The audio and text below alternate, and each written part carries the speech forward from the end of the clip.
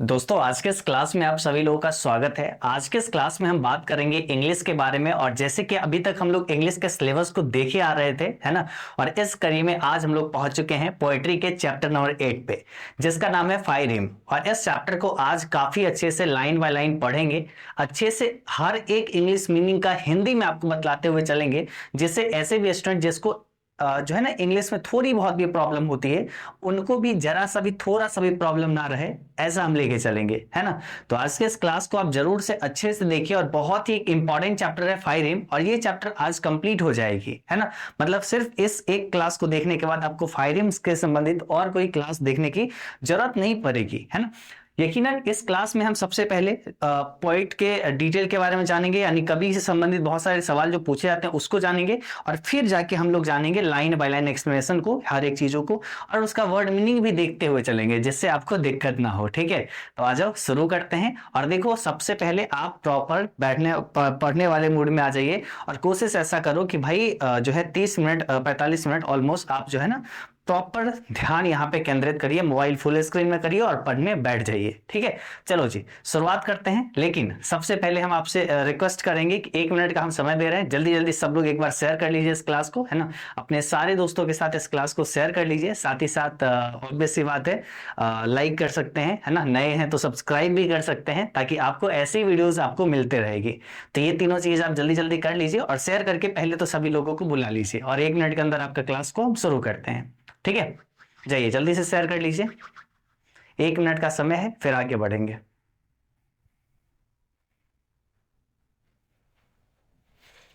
चलो जी, हो गया। चलिए, हो गया, डन, रेडी, स्टार्ट। ओके, सो देखो, अपन लोग का चैप्टर क्या है? अपने लोग का चैप्टर है फायर हिम, है ना। Fire him. अब देखो, ये फायर हिम का मतलब क्या है जी?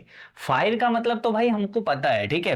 फायर का मतलब आपको भी पता होगा, ठीक है, आग, ठीक है। और हिम का मतलब क्या होता है? स्तुति करना, किसी चीज का स्तुति करना, प्रार्थना करना, रिक्वेस्ट करना, ठीक है। तो वो होता है फायर हिम का। यहाँ पे क्या हुआ? फायर हिम मतलब आग की स्तुति, है ना। तो आग की स्तुति चैप्टर का नाम है। अब देखो, ये है चैप्टर नंबर 8। कुल मिला के बात हुई चैप्टर नंबर 8 की। ये फायर हिम को लिखे कौन है जी? फायर हिम को लिखे हैं ये जो आप देख रहे हैं ना, ये तस्वीर जो देख रहे हैं, है ना, बहुत ही प्यारे लग रहे हैं, है ना। के एन दारूवाला जी, के एन दारूवाला जी यही लिखे हैं, ठीक है। के एन दारूवाला जी लिखे हैं। लेकिन एक बात तो हम ये बोलेंगे कि स्पेशली ये चैप्टर ना हमें कुछ ज्यादा पसंद नहीं आती। इन टर्म ये नहीं कि ये चैप्टर टफ है, बहुत आसान चैप्टर है, क्वेश्चंस भी पूछे जाते हैं। कुछ मोरल इश्यूज हैं हमारे इसके साथ, है ना, बस यही बोल सकते हैं। बस वही चीजें हैं, मतलब बाकी चैप्टर काफी सही है ना। मतलब क्वेश्चंस वगैरह भी आते हैं चैप्टर। चलो ठीक है, चलो पढ़ना है तो हम लोग पढ़ेंगे निश्चित रूप से। देखो, यहाँ पे है इनका जो जन्म होता है, इनका जन्म होता है 24 जनवरी 1935 को लाहौर पाकिस्तान में, ठीक है। ये इनका जो है लाहौर पाकिस्तान में ये इनका जन्म होता है। 24 जनवरी 1937 को इनका जन्म होता है, ठीक है। Well known writer of short story, है ना, बहुत शॉर्ट स्टोरी की ये बहुत ही प्रसिद्ध लेखक भी रह चुके हैं, बहुत ही फेमस, बहुत ही वेल नोन का मतलब जाने माने, है ना, जाने माने छोटी लघु कहानी के लेखक रह चुके हैं, ठीक है।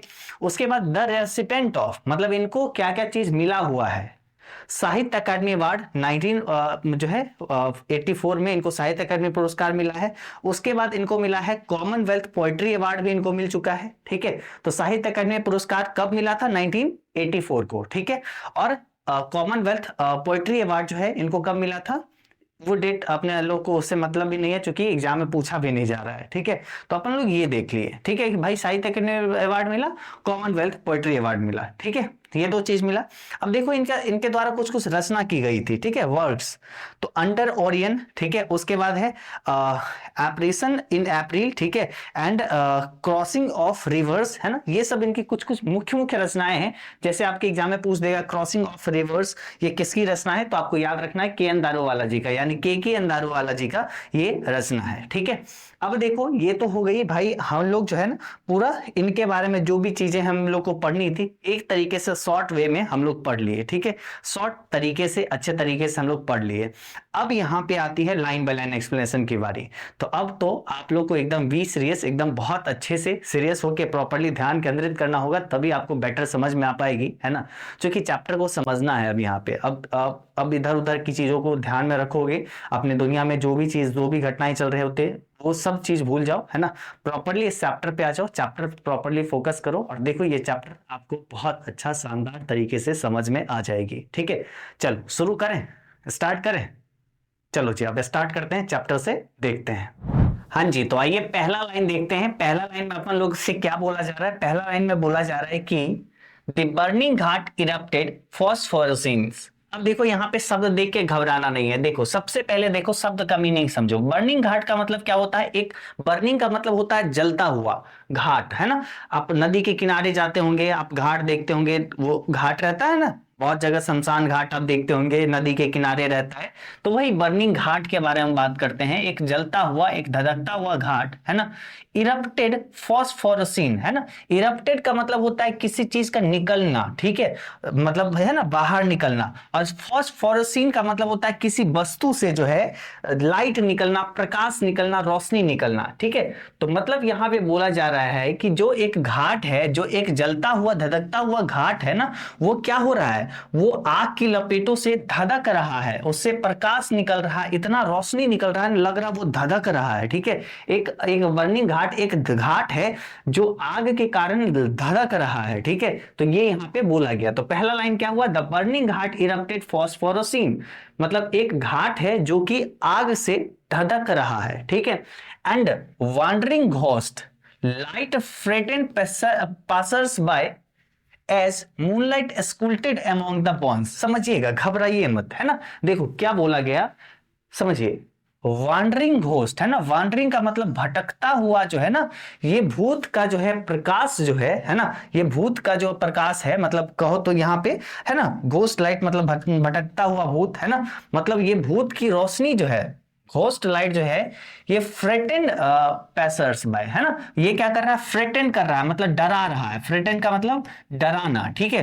पैसर्स बाय मतलब राहगीर जो है, मतलब पैसर्स होता है ना, मतलब जो गुजरने वाला। अगर मान लो कोई घाट है तो उसके बगल से अगर रोड है, वहां से अगर कोई गुजर रहा है तो उसके किनारे, मतलब उसके किनारे से अगर रोड है, उससे कोई गुजर रहा है तो उसको एक तरीके से डराता है। वहां की रोशनी, वहां से वो लालिमा जो बाहर निकलती है ना, वो डराती है ना, वो लोगों को डराती है। वहां से मतलब जो लाइट प्रकाश जो इधर उधर हो रहा है ना, वो प्रकाश बाहर जो है ना, जो भी उसके उस रास्ते से गुजरता है उसको डराता है, ठीक है। As moonlight escorted among the bond, जैसे कि चंद्रमा का प्रकाश जो क्या कर रहा है, एस्कुल्टेड मतलब एक तरीके से तेजी से भागता हुआ, है ना। एस्कुल्टेड का मतलब तेजी से चलता हुआ, ठीक है। अमॉन्ग द बॉन्ड्स, चंद्रमा की प्रकाश जो है ना, ऐसे करके चंद्रमा के प्रकाश आ रहा है, हड्डियों वगैरह पर से गुजरता हुआ चला जाता है। तो वो प्रकाश जो है ना, वो प्रकाश कहीं ना कहीं लोगों को डराता है, उस रास्ते से गुजरने वाले लोगों को, ठीक है। तो यहाँ पे क्या बोला गया, अगर आप देखो कंप्लीट हिंदी मीनिंग में समझना है तो देखो, जलता हुआ घाट आग की लपेटों से धधक रही है और इसके इधर उधर भूत की रोशनी, यानी भटकती आत्मा कहो तो, है ना, राहगीरों को डरा रही है, ठीक है। जैसे चंद्रमा की रोशनी हड्डियों से बीच से गुजर रही है, तो वो कारण बन रही है राहगीरों को डराने का, है ना। राहगीर क्यों डर रहे हैं? तो वो चंद्रमा की प्रकाश जो है इधर उधर जो गुजर रही है, उसके कारण उस रास्ते से गुजरने वाले लोग डर रहे हैं, ठीक है। आगे देखो क्या है, बहुत आसान। अब देखो और आसान हो जाएगा। वंस, है ना, एक बार। स्ट्रॉलिंग एट डाउन, है ना, स्ट्रॉलिंग का मतलब होता है टहलना, ठीक है, टहलना, घूमना, भटकना, ठीक है, इधर उधर घूमने वाला, है ना। एक बार मतलब घूम रहे थे एट डाउन। डाउन का मतलब होता है वो समय, उषा काल, जब सवेरे सवेरा होता है ना, कि भाई सवेरे सवेरे देखते होंगे गांव वगैरह में हर लोग निकलते हैं, है ना, वॉकिंग पर, है ना, तो वॉकिंग को ही बोला गया है स्ट्रॉलिंग, ठीक है। और सवेरे सवेरे निकलना को एक तरीके से डाउन कहते हैं, ठीक है, मतलब जो उषा कालीन होता है, जब सूर्य निकलने वाला रहता है, उस समय में क्या करते हैं, एक बार घूम रहे थे, टहल रहे थे, पास्ट रिवर बैंक एंड घाट, ठीक है, मतलब नदी के किनारे यानी घाट पे, है ना, घाट के किनारे वो टहल रहे थे। वी सॉ इम्बर्स मतलब कवि टहल रहे थे। We saw embers losing their cruel redness, हम लोग ने देखा, वी सॉ हम लोग ने देखा, इम्बर्स है ना। इम्बर्स कहते हैं एक तरीके से, जो एक तरीके से जिससे क्या होता है, लालिमा निकल रहा होता है, लकड़ी या कोयले के टुकड़ा जो जल नहीं रही है लेकिन फिर भी लाल है, फिर भी वो क्या है, उससे लालिमा निकल रही है। होता है ना कोई लकड़ी का टुकड़ा, है ना, होता है जो जल, मतलब एक तरीके से क्या होता है, जो टुकड़े जल नहीं रहे, मतलब वो खत्म नहीं हो रहा लेकिन वो पूरा लाल लाल बना हुआ है ना, लकड़ी आग आप देखोगे वो पूरा लाल लाल बना रहता है। तो वो क्या है, वी सॉ इम्बर्स, वो जो टुकड़ा है उसमें आग पकड़ा हुआ है, लूजिंग देयर क्रूअल रेडनेस, वो एक तरीके से उसकी पूरा क्रूरता दिख रहा है कि भाई उसमें अगर कुछ भी सटेगा वो तुरंत वो खत्म हो जाएगा, भस्म हो जाएगा, ऐसा वो क्रूअल, उसका क्रूरता, उसके लालिमा की वो क्रूरता दिख रही थी, ठीक है। To give grey us that swallows all half cooked limbs, है ना, देखिए टू द ग्रे अस, है ना, दैट स्वेलोज ऑल, वो ये जो इम्बर्स था जो कि एकदम पूरा लाल था बना हुआ, है ना, लाल, वो बस वो जो वस्तु जो जल रहा था, ठीक है, लकड़ी या कोयला का टुकड़ा जो जल रहा था वो बेसिकली जल नहीं रहा था, खत्म नहीं हो रहा था, लेकिन बहुत देर से वो लाल बना हुआ एकदम तप रहा था। उसमें अगर वो हर एक चीजों को क्या कर रहा था, ग्रे अस में, यानी एक तरीके से भूरे राख में कहीं ना कहीं परिवर्तित कर दे रहा था, ठीक है, ठीक है, भूरे राख में वो परिवर्तित कर दे रहा था हर चीजों को जो भी उसे सटता था। हाफ कुक्ड लिम्ब, मतलब आधा जला हुआ जो लिम्ब होता है, ठीक है, मतलब जो बोले तो अंग होता है, ठीक है, वो देखे कभी। तो यहाँ पे क्या समझ में आया कि भाई कभी जो है उधर से, मतलब टहल रहे थे उस घाट के किनारे से, और उस घाट के किनारे से टहल रहे थे सवेरे सवेरे, तो उनको ना वो घाट दिखता है, वहां पे क्या था, वहां पे एक लकड़ी और अंगारे की क्रूर लालिमा को उन्होंने देखा जो सब कुछ भूरे राख में भस्म कर दे रही है, बदल दे रही है, स्वेलोज कर दे रही है, यानी भस्म कर दे रहे हैं, है ना। और आधा जला हुआ अंग को देखा, हाफ कुक्ड लिम्ब को देखा, है ना, हाफ कुक्ड लिम्ब मतलब आधा कुक्ड हुआ मतलब जला हुआ, लिम्ब मतलब अंग को देखा, ठीक है। कभी क्या देखते हैं उस घाट पे, ये चीजें हैं। तो क्या चीज में इसमें डाउट है, कोई चीज में दिक्कत नहीं है ना, बस समझ रहे हो ना क्या मीनिंग चल रही है, इससे आपको सब्जेक्टिव क्वेश्चन ऑब्जेक्टिव क्वेश्चन आराम से बन जाएंगे। अब देखो यहाँ पे क्या है, वोर विटनेस, है ना, war witness to the fire of debauchery, है ना, इमोरल बिहेवियर को कहते हैं डेवंचरी, यानी डेवंचरी का मतलब होता है अनैतिक व्यवहार। क्या होता है, अनैतिक व्यवहार। ये जो वो जो देखे हाफ कुक्ड लिम्ब, मतलब आधा जला हुआ अंग जो देखे उस घाट पे, होता है ना घाट पे सबको जलाया जाता है, मुर्दे को जलाया जाता है, उसमें होता है कुछ पार्ट छूट जाता है, आधा जला हुआ वो अंग को देखे, है ना, और उसका वो क्या था, विटनेस था, सबूत था, मोर विटनेस, मुख्य सबूत था, ठीक है, क्या चीज का, आग के डेवंचरी का, मतलब आग के अनैतिक व्यवहार का वो मुख्य गवाह था कि वो आधा जला हुआ शरीर छोड़ दिया, आग ने आधा जला हुआ शरीर को नहीं जलाया, ठीक है, थोड़ा सा शरीर को पार्ट कुछ कुछ छोड़ देता है। तो ये मोर विटनेस था, मुख्य गवाह था किसका, आग के अनैतिक जो है व्यवहार का, ठीक है, अनैतिक व्यवहार का, इमोरल बिहेवियर का, ठीक है। डेवंचरी का मतलब होता है ना कि अनैतिक व्यवहार, ठीक है। माय फादर सेड, मतलब कवि के पिताजी कहते हैं, तो टहल कौन रहे थे, कवि और कवि के पिताजी, ये दोनों टहल रहे थे उस उषाकालीन समय में उस घाट की तरफ से, ठीक है, तभी ये देखते हैं वो, ठीक है। माय फादर सेड, मेरे पिताजी कहते हैं, you see those half burn fingers, तुमने वो देखा, आधा जला हुआ उंगली को देखा, एंड बोन स्टब, और उस जो है बोन स्टब को, यानी वो आधा हड्डी वगैरह, हड्डी के टुकड़े को देखा, है ना, उंगलियों को जली हुई रख दिए थे जो आग के निर्दयता के गवाह थे। मेरे पिताजी ने कहा कि क्या तुम आधी जली हुई उंगलियों और जली हुई हड्डियों को देख रहे हो, ठीक है। The fire at time forgets its deed, आग जो होता है अपना कर्म भूल जाता है, अपना मुख्य कार्य भूल जाता है ना, तो कभी कभी अपने मृतकों को भूल जाती है ना। तो यहाँ पे क्या बोला गया कि भाई कुल मिला के हिंदी में अगर आपको समझाए कि कवि जब टहल रहे थे तो वो देखते हैं उस शमशान घाट में क्या था कि आधा जला हुआ अंग, शरीर के टुकड़ा पार्ट जो होता है वो नहीं जला हुआ था, वो ऐसे ही था। तो वो कवि कहते हैं, वहीं पे कवि कहते हैं कि ये जो है आग का जो है अनैतिक व्यवहार का यहाँ पे ये मुख्य सबूत है कि आग किस प्रकार से शरीर को छोड़ देता है ऐसे ही, ठीक है, मतलब नहीं जलाता है, ठीक है, इसका अनैतिक व्यवहार है। मेरे पिताजी भी कहते हैं कि देख रहे हो तुम आधा जले हुआ उंगली को, कुछ हड्डियों को जो ऐसे ही नहीं जला है ना, तो यही तो अनैतिक व्यवहार है। आग कभी कभी अपना मुख्य कार्य भूल जाता है, आग अपना मुख्य कार्य भूल जाता है, अपना डीड को भूल जाता है, अपना वसूल को भूल जाता है, ठीक है। मतलब बिना जलाए हुए कुछ शरीर को आग छोड़ देता है। ठीक है, तो ये अपने पास हो गया। आगे देखते हैं, आगे बढ़ते हैं। देखो बहुत आसान है। ठीक है, देखो ए जुरेस्टियन, मतलब जुरेस्टियन होता है एक पारसी धर्म के लोग, है ना, जैसे अपने लोग हिंदू धर्म से हैं, वो लोग पारसी धर्म से थे। ठीक है, कवि जो थे। ठीक है, और ये पारसी धर्म से थे, जुरेस्टियन थे। आई जुरेस्टियन, ए जुरेस्टियन आए, मतलब मैं जुरेस्टियन हूं, मैं पारसी हूं। ठीक है, my child fingers clinked into a little, है ना, into a little knot of pain, है ना, मेरा जो है ये चाइल्ड फिंगर जो है ना, चाइल्ड फिंगर जो है वो क्या हो गया, वो जल गया, है ना, मतलब मतलब सॉरी, जल नहीं गया, मतलब वो दर्द होने लगा, क्योंकि वो करक गई थी, मतलब वो दर्द होने लगी थी। Into a little knot of pain, मतलब वो एक तरीके से छोटे से दर्द वगैरह होने लगी थी। I swore to save fire from the sin of forgetfulness, और ये कहते हैं कि I swore to save fire, है ना, मैं स्वर करता हूं, है ना, मतलब मैं शपथ लेता हूं टू सेव फायर, कि आग से बचाऊंगा, फ्रॉम द सीन, आग से होने वाले पाप को मैं एक तरीके से उसके भुलक्कड़पन, उसके फॉरगेटफुलनेस, उसके आग का जो भुलक्कड़पन है ना, उससे वो पाप को आग से बचाऊंगा, है ना। तो यहाँ पे कहते हैं मैं पारसी हूं, मेरी उंगली दर्द से करक गई थी, मैं आग के भुलक्कड़पन की पाप से रक्षा करने का शपथ लिया, है ना, कि मतलब आग से रक्षा करने का, आग जैसे जो है अपना क्रूर कार्य वो करता है, आग कभी कभी कुछ बॉडी के पार्ट को जलाना छोड़ देता है, अपना डीड को छोड़ देता है ना, तो वो शपथ लेते हैं कि आग से, मतलब आग की इस क्रूर मतलब जो है उसके पाप से कहीं ना कहीं रक्षा करने का ये शपथ लेते हैं, ये स्वर्ग लेते हैं। ठीक है, भाई आग में अब कोई भी शरीर को जलाने ये नहीं देंगे। ठीक है, अब देखो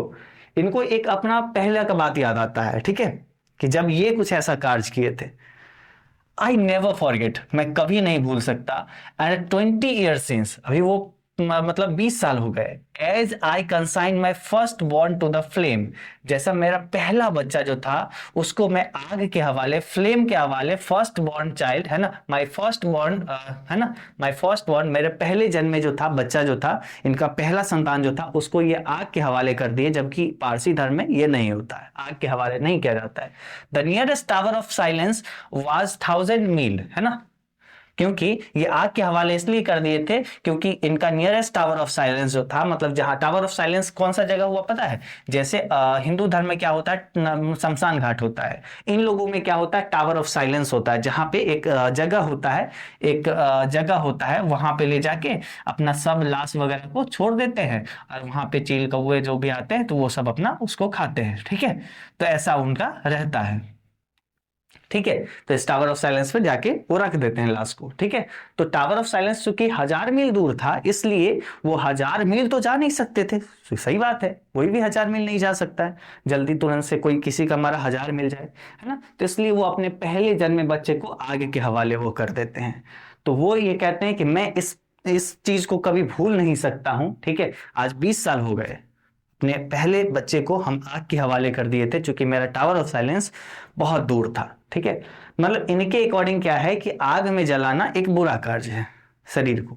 ठीक है, इनके अकॉर्डिंग ये कहना है, इनके पीछे का मीनिंग में जाओगे तो इनके अकॉर्डिंग कहने का मतलब ये है कि आग में जलाना ये गलत है, टावर ऑफ साइलेंस पे ले जाके रख देना वो सही है। बस ये चीजों से मतलब थोड़ा सा हमें ये चैप्टर से निराशा होती है ना, कि मतलब ये चीजें सही नहीं है। अपना अपना हर धर्म का अपना अपना एक कुछ पहलू होता है। ठीक है, अब बोलेंगे कल को कि भाई मुस्लिम में गलत कर रहे हैं, ऐसा ऐसा कोई नहीं है भाई, सब लोग का अपना अपना धर्म है, हर लोग अपने अपने तरीके से सबको दाह करते हैं, कोई लोग सबको एक तरीके से जो भी करना होता है, तो सब लोग का अपना अपना प्रथा, अपना अपना रहन सहन, मतलब एक तरीके से जो भी उनके यहाँ रीति रिवाज है उसके अकॉर्डिंग वो लोग अपना अपना करते हैं। ठीक है, तो कहने का मेरा मतलब ये है। ठीक है, ये हुआ कि भाई वो अपने पहले जन्मे बच्चे को आग के हवाले कर देते हैं, क्योंकि टावर ऑफ साइलेंस जहां पे उनको ले जाना था वो बहुत दूर था। ठीक है, अभी देखो, the fire him said to me, अब आग जो कहते हैं यानी अग्नि देवता हमसे कहते हैं, यू स्टैंड फॉर गिवन, है ना, तुम्हें माफ कर दिया गया, अपने आप को ये मतलब माफ भी करवा लिए। अग्नि देवता ने मुझसे कहा था तुम्हें माफ किया जाता है, ब्रोकन येट रिवेलियस आए, मैं टूटा हुआ हूं, है ना, अपने पहले जन्मे बच्चे को आग के हवाले किया, मैं टूटा हुआ हूं। ठीक है, येट रेवेलियस, मैं अभी भी आंदोलन कर रहा हूं। ठीक है, आई स्वॉर दिस टाइम, मैं इस वक्त शपथ लेता हूं, to save it from the scene of forgiving, है ना, मैं उस भुलक्कड़पन से, मतलब उस भुलक्कड़पन से होने वाले पाप से रक्षा करूंगा, है ना, मतलब वो आग से, आग में किसी को जलने नहीं, आग में मृत के बाद आग में किसी को जलने वो नहीं देंगे, है ना। तो उनका कहना ये है, मतलब वो कह रहे हैं कि अग्नि देवता ने मुझसे कहा था तुम्हें माफ किया जाता है, मैं टूट चुका था, ब्रोकन येट रिवेलियस, रिवेलियस का मतलब आंदोलनकारी, ठीक है, रिवेलियस का मतलब विद्रोही, आंदोलनकारी, मैं टूट चुका था, फिर भी विद्रोही भावना से मैं इस समय आग की क्षमादान की पाप से रक्षा करने की शपथ लिया। अर्थात कवि कहते हैं कि आग जो अपने मृतकों को जलाकर फिर क्षमा करके जो पाप करता है, ठीक है, उससे मैं रक्षा करूंगा, यानी मैं अपने बच्चे को कभी आग के हवाले नहीं करूंगा, ठीक है, कवि ये कहते हैं। आगे देखिए क्या बोला जा रहा है, खत्म है जी, ठीक है, यहीं तक था अपना चैप्टर, ठीक है। तो ये था बेसिकली, आपको अगर शॉर्ट में हम अगर समझाएं तो देखो, कवि थे, है ना, सवेरा सवेरा होता है, मतलब सूरज उगने वाला था, अंधेरा खत्म होने वाला था, वो उषा काल का समय था, है ना। उस समय में कवि और उनके पिताजी दोनों निकलते हैं सैर पे, है ना, सवेरे टहलने के लिए निकलते हैं। वो एक शमशान घाट, नदी के किनारे से शमशान घाट होते हुए जा रहे थे। वो देखते हैं कि वहां पे ना, मतलब एक जलता हुआ घाट है, एकदम धधक रहा है, ठीक है, वहां पे एकदम जो उसकी रोशनी होती है, वहां से गुजरने वाले लोग का रूह कांप जाता है, वहां से डर जाता है, ठीक है। वैसा देखे, वो जो है वहां पे देखे कि उनके उनके पिताजी वहां पे बतलाते हैं कि क्या तुम वो देख रहे हो कि वो उंगली, आधा जला हुआ उंगली, है ना, और उसके बाद कुछ हड्डियां जो नहीं जल पाई है, क्या तुम देख रहे हो, है ना। कभी बोले हाँ, मतलब ये देख रहे थे वो चीजों को, है ना।